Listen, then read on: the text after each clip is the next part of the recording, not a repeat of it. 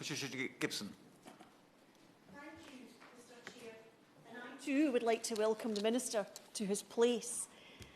I'm delighted to participate in this debate, calling for the suspension of trade agreements with the Faroe Islands until all whale and dolphin hunts end. And as the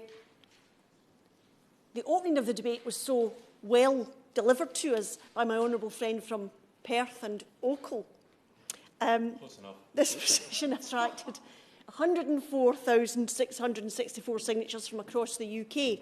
And people in my constituency of North Ayrshire and Arran care deeply about the welfare of animals, and I believe that this is replicated across every constituency in the UK. We know that this practice of hunting whales and dolphins dates back some 1,200 years, but not all traditions are worth preserving, with around 800 whales hunted every year.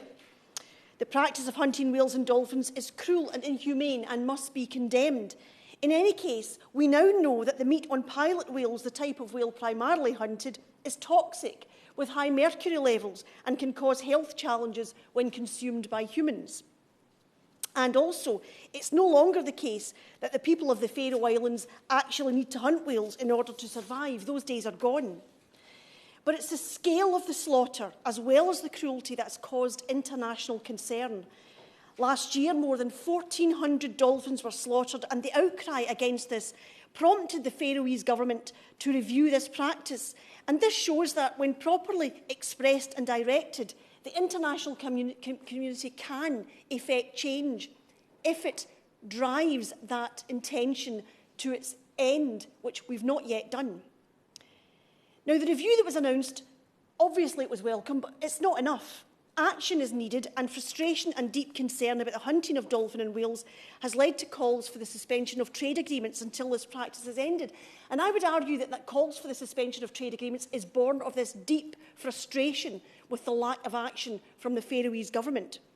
The reality is, particularly in Europe, such unnecessary and cruel treatment of our fellow creatures makes most people recoil with horror. There is little tolerance for it, even if such cruelty is carried out in the name of sport or culture or some half-baked excuse about necessity. It simply won't do. I continue to be deeply opposed to and concerned about Brexit, but I do recall that many Tory MPs were willing to proclaim the huge benefits that Brexit would bring. Well, with Brexit came a UK free trade treaty with the Faroe Islands, which now accounts for over 25% of the island's global trade by the end of 2021. The value of this agreement in terms of exports to the UK reached a staggering £864 million in comparison to the total UK exports to the Faroe Islands, which is a mere £17 million in the same period. This means that the UK government is uniquely placed, perhaps, with leverage to effect real change in encouraging the Faroe Islands to prohibit this barbaric practice of dolphin and whale hunting, bringing it into line with the rest of Europe. I will indeed. The Honourable Lady is making a passionate argument for some of the benefits of an independent trade policy, although I accept in this respect that's yet to be fully realised. Could she clarify if the European Union is taking any action, and also if it is now her policy of her party not to abrogate trade deals to the European Union? The point I'm making is that the Brexit, which was trumpeted and sold by the Tory government, they talked about, and I remember minister after minister coming on television talking about how it would give an opportunity to improve animal welfare standards. I haven't seen any evidence of that, but the minister today has an opportunity to show me that not only does he believe in that, but he's willing to sell that message abroad. And from what he's just said, I fear that he's not willing to do that. He's using whataboutery to excuse a lack of action, which really is not, it's not really the big, shiny Brexit we were promised. A massive 69% of people support the UK government taking some degree of diplomatic or economic trade action against the Faroe Islands to encourage or pressure that country into ending this practice. 65% of people in European countries would support boycotts over this. So there's real concern about this matter. And of course the Minister, once he'd sold this, the unacceptability of this to the Faroe Islands on behalf of the UK, he could then go and evangelise in Europe if he thinks that that would be helpful and set an example to all of us.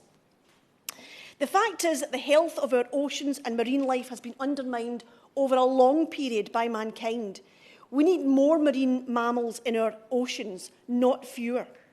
Marine mammal movements in the ocean account for a remarkable 1/3 of all ocean mixing, transporting vital nutrients around the world and oxygenating the ocean. In addition, whale and dolphin faeces stimulate the growth of phytoplankton, the ocean plants that produce most of the world's oxygen, enhancing and encouraging cetacean species that can help tackle climate change.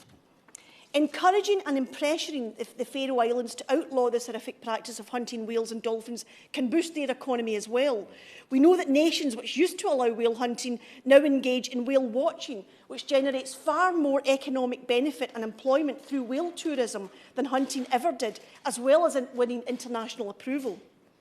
And it has to be remembered that the so-called review that the Faroe Islands said that they would establish, that we're told was being carried out, only the dolphin hunt is currently being reviewed, not the entire grind tradition, which members have previously spoken of. In the Faroese grind tradition, grind hunters surround dolphins or pilot whales with a wide semicircle of fishing boats and drive them into a shallow bay where they are beached, and then, as we've heard, fishermen on shore slaughter them with knives. In February of this year, it was reported that the Faroe Islands had begun discussions about the future of its controversial dolphin hunt, with a decision expected in subsequent weeks. Meetings were held to discuss the conclusions of a so-called review, which started last September, and it seems that several options were on the table, we were told. And then in February, we were told that a decision would be announced in a few weeks, and here we are in July, and nothing seemed to be happening. So we waited, and we waited. And I got to the point where I honestly thought that the Faroese Government had no intention of outlawing the practice of hunting dolphin and whales in any meaningful way. The review was so limited in scope that many feared it would not result in much at all. And even the review was taking so long to lead to even very limited action on the issue. And I thought it was all starting to look as though the review was announced not because it felt change was needed, but simply to placate international outrage after the mass slaughter of more than 1,400 Atlantic white-sided dolphins was publicised and sparked an outcry last year. And no wonder. This was the biggest organised killing of dolphins on record. And it seems, Mr. Chair, that I was right to be suspicious. The review has now concluded. The cruel hunts are not to be banned, and instead the Faroe Islands have proposed an annual catch limit of 500 dolphins on a provisional basis for 22-23. This number is not only higher than the total of Atlantic white-sided dolphins normally killed in a year, but a total that could be increased in future years and could potentially actually make the appalling situation worse. The government of the Faroe Islands is simply not listening, even though most of the people in the Faroe Islands want these hunts ended. No quota can be substantiated scientifically. So it's clear the international community must look less to carrots for the Faroe Islands and use a bit more stick. The UK government has a significant stick that it could use in terms of the UK's importance to the Faroe Islands as a trading partner.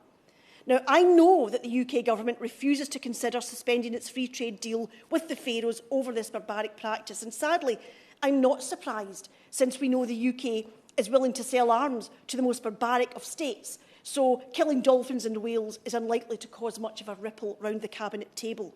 However, as is often the case, the public is well ahead of the government on this issue. It doesn't approve of the cruel and barbaric hunting of whales and dolphins, and wants the UK government to use whatever clout it has to encourage and pressure the Faroe Islands to end this practice.